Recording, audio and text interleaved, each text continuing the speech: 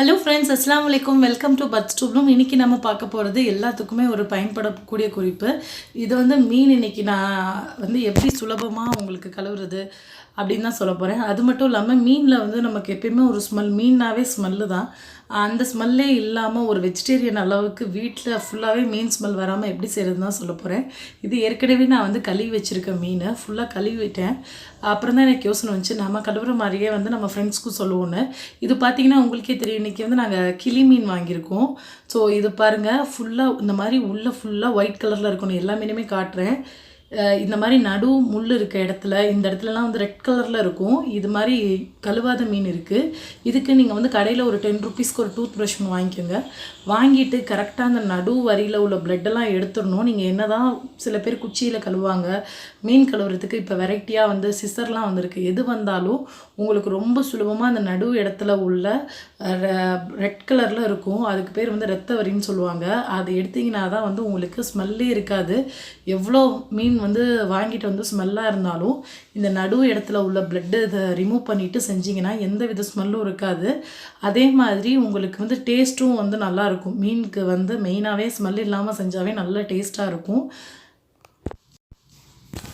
இப்போது அதே மெத்தடில் தான் நான் இன்றைக்கி ஸ்டாண்ட் இல்லை, இங்கே அம்மா வீட்டில் இருக்கனால ஸ்டாண்ட் எடுத்துகிட்டு வரல.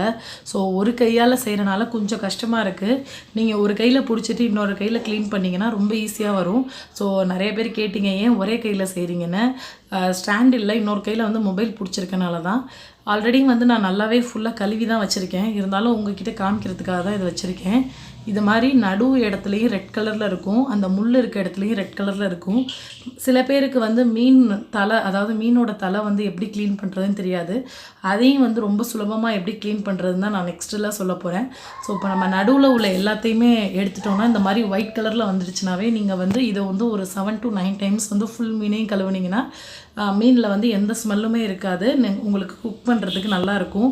அதே மாதிரி மீனுக்கு மேலே வலவலன்னு ஒன்று இருக்கும். அது பார்த்திங்கன்னா உப்பும் மஞ்சத்தூளும் போட்டு மிக்ஸ் பண்ணிங்கனாவே, தண்ணியில் கழுவுறப்போ உப்பு மஞ்சத்தூள் போட்டு மிக்ஸ் பண்ணி கழுவிக்கலாம். இல்லைனா அரிசி களையிறோம் இல்லையா, அரிசி களைஞ்ச கழனி தண்ணி வரும் ஒயிட் கலரில், அந்த தண்ணி ஊற்றி பண்ணிங்கன்னா உங்களுக்கு ஸ்மெல் இருக்காது. இது மீனோட தலை மொத்தம் 3 to 4 தலை இருக்குது. இதெல்லாம் எப்படி நான் க்ளீன் பண்ணுவேன்னா, கொஞ்சம் நேரம் தண்ணியில் போட்டு ஊற வச்சுட்டு சேம் நீங்கள் ப்ரெஷ்ஷை விட்டு எடுத்திங்கன்னா எல்லாமே எடுக்க வந்துடும். ரொம்ப உங்களுக்கு நிறைய இருக்குது, உள்ளுக்குள்ளே நிறையா அந்த மாதிரி குழப்பாக இருக்குன்னா நீங்கள் இந்த மாதிரி ஒரு தட்டில் இல்லைனா ஏதாவது ஒரு பவுலில் முதல்ல எடுத்து வச்சுக்கோங்க. எத்தனை தலை இருக்கோ அதை எடுத்து வச்சுட்டு மஞ்சத்தூள், கல்லுப்பு, இது 2ல் எது வேணால் போட்டுக்கலாம். நான் இன்றைக்கி மஞ்சத்தூள் ஒவ்வொரு தலைக்கும் தனித்தனியாக போடுங்க. மீன் தலையில் எந்த ஸ்மெல்லும் இருக்காது. இந்த மாதிரி நீங்கள் மஞ்சத்தூள் போட்டு க்ளீன் பண்ணுறனால எந்த ஸ்மெல்லும் இருக்காது. இதை இந்த மஞ்சத்தூள் போட்டு ஊற வச்சு கழுவுறப்ப உங்களுக்கே எந்தெந்த போர்ஷனை எடுக்கணும்னு தெரிஞ்சிடும். இந்த மஞ்சத்தூள் மார்க்கிங் மாதிரி போய் ஒரு மீன் பீஸ் மேலேயும் போய் நல்லா மார்க்கிங் பண்ண மாதிரி அந்த மஞ்சத்தூள் ஒட்டியிருக்கும். அப்போ உங்களுக்கு அதில் உள்ள கழிவெல்லாம் எடுத்து சுத்தம் செய்கிறதுக்கு ரொம்ப ஈஸியாக இருக்கும். இந்த மெத்தடில் பண்ணுறனால எந்த ஒரு தேவையில்லாத ஸ்மெல்லும் உங்களுக்கு வீட்டில் வராது.